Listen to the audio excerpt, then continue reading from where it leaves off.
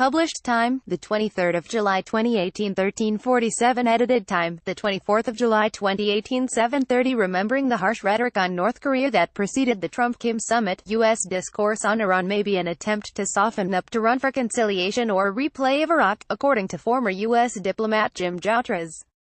U.S. Secretary of State Mike Pompeo castigated the Iranian regime in a speech to the Iranian-American community in California on Sunday, describing it as corrupt and kleptocratic. During his address, he also outlined Washington's plans to finance a new Farsi-language TV channel as part of an apparent push to undermine the Tehran government. Earlier on Sunday, Iranian President Hassan Rouhani warned Donald Trump against stirring up conflict with Iran and provoking the mother of all wars. In a tweet addressed to Rouhani, Trump cautioned the Iranian leader to never, ever threaten the United States again, or prepare to suffer consequences the likes of which few throughout history have ever suffered before. To Iranian President Rouhani, never, ever threaten the United States again, or you will suffer consequences the likes of which few throughout history have ever suffered before. We are no longer a country that will stand for your demented words of violence. Trump, at Real Donald Trump, July 23, 2018. RT. We heard Pompeo talking about the new Farsi-language TV channel by BBG Broadcasting for Iran. Do you believe this tool will be powerful in reaching U.S. aims? Jim Jatras, I am not sure it will. I think the symbolism of giving the speech at the Reagan Library was that he was drawing an analogy to the fall of communism. He says regime change is not the goal. But frankly, from what he describes, it seems to me that it amounts to regime change. It has to be an entire different mode of governance in Iran, from what he describes, to satisfy what he laid out. I think he is basically saying that we want to support a popular movement to bring down the Ayatollah's regime in the same way the communism fell in the Soviet Union and the Eastern Bloc, and that radio broadcasting would be a catalyst for that. The U.S. got out of the nuclear agreement without any reason. The International Atomic Energy Agency has certified many times already that Iran has been compliant with the nuclear agreement.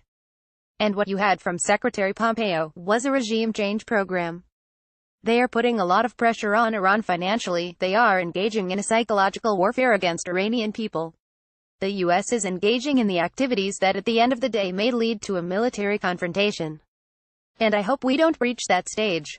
Basically, the U.S. is trying to accuse the Iranian government of things that the U.S. engages much more than anybody else in the world. Fuad Azadi, professor of political communication at the University of Tehran, apart from the new media outlet, Pompeo mentioned that they are asking all countries to join America in their effort to deal with the Iranian regime.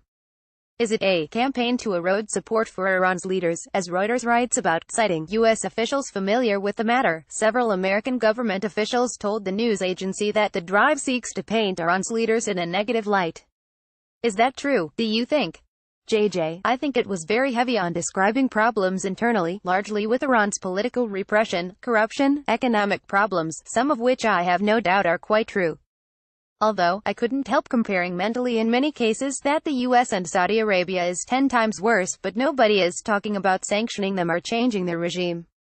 In terms of what we are going to do about it, it was already on the thin side, radio broadcasting and, of course, more sanctions. I think it was largely aimed at the Europeans, as we know we are already turning the screws on the Europeans with regard to new sanctions on Iran. And I think that is who his real audience was, even more than the Iranian-American community. The U.S. is trying to impose what Trump calls brutal sanctions on the country. He is trying to strangle the Iranian economy. Basically, he is trying to strangle the Iranian people. The U.S. wants the Iranians to suffer as much as possible in order to force a change of policy in the country. And that is quite barbaric. Professor Said Mohammad Marandi of the University of Tehran, President Rouhani said that peace with Iran is the mother of all peace, and war with Iran is the mother of all wars. Does that leave a possibility for peace in any way? JJ, I think that remains to be seen.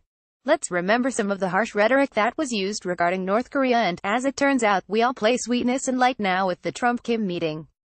Maybe we will go back to the saber-rattling, but it looks like that was partly a warming up or softening up the target for something more conciliatory. That could be the case here. Or, as many people claim, this could be a replay of Iraq. So many of the same people that were beating the drums for the war with Iraq in 2002-2003 are playing exactly the same song now with respect to Iran. I don't think we really know which way this is going to go. Think your friends would be interested? Share this story.